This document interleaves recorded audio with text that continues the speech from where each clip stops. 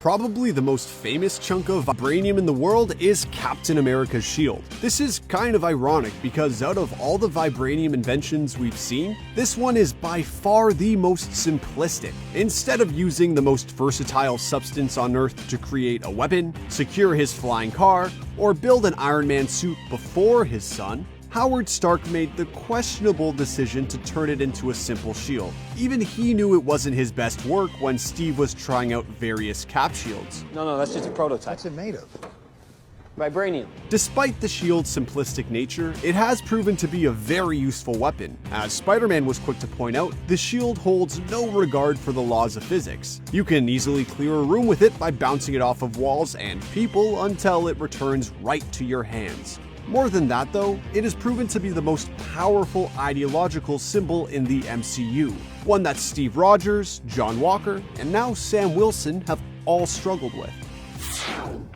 The importance of vibranium was really highlighted in Age of Ultron when Ultron spent a few minutes pretty much learning all of human knowledge, and then immediately decided that he needed to get as much vibranium as he possibly could. He managed to buy as much as his metal heart desired and set to work creating bodies for himself. Once he was finally in his vibranium body, he was so proud of it that he ripped his main body to pieces. I mean, his whole deal is that he can control multiple bodies at once, so this was clearly him demonstrating how inferior he thought non-vibranium Ultron was. If that wasn't enough, he also used it to turn an entire city into his own personal apocalyptic meteor.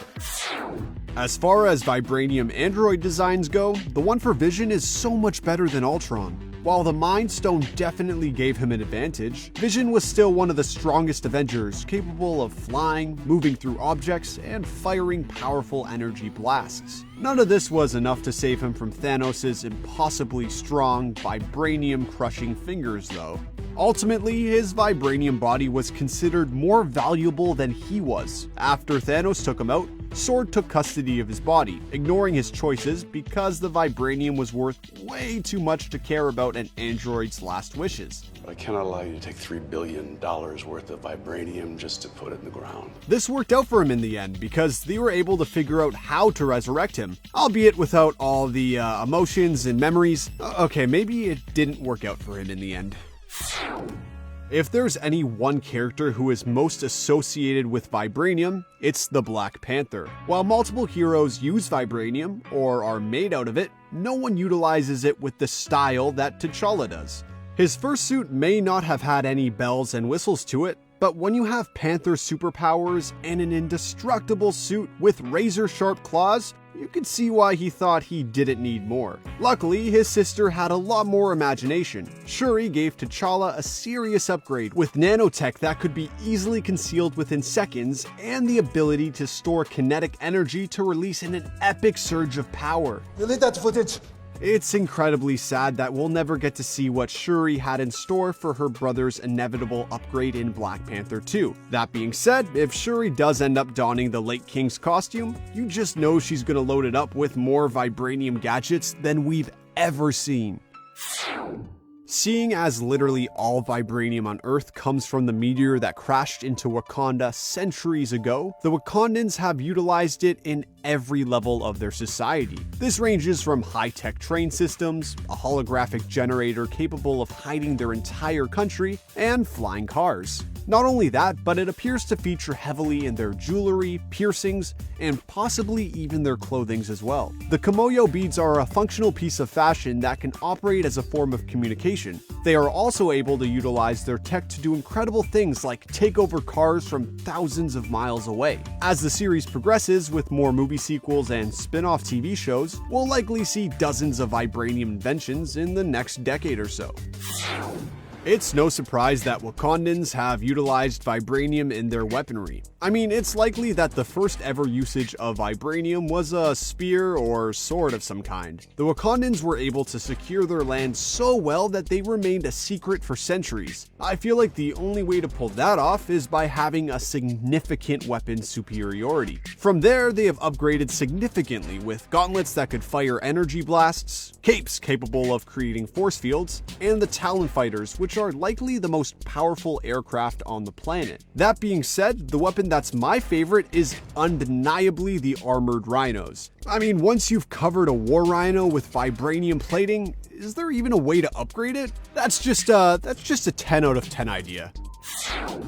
Ulysses Claw is a world-renowned vibranium thief. If you're known worldwide for stealing vibranium and you lose an arm, everyone kind of expects you to build a vibranium prosthetic. Claw definitely lived up to this, as he demonstrated in Black Panther. His vibranium arm was capable of firing energy blasts. That being said, it's very disappointing that Claw got taken out so soon. He's an all-star Marvel villain who utilizes vibranium to create all sorts of sonic weapons that plague Black Panther, Daredevil, and even the Avengers. At one point in the comics, he literally becomes sound itself.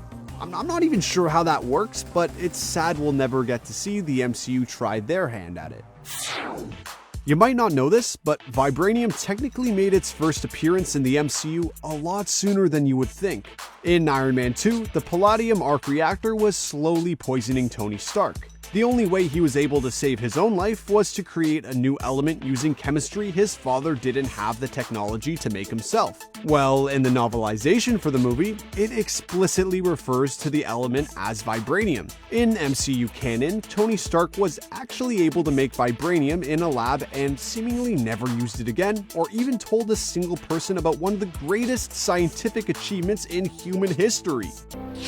As the years have gone by, it seems like Tony's vibranium discovery has gone the way of Agents of S.H.I.E.L.D. and the Inhumans. Its canonical state is doubtful, and the MCU is just hoping that you forget it ever happened in the first place.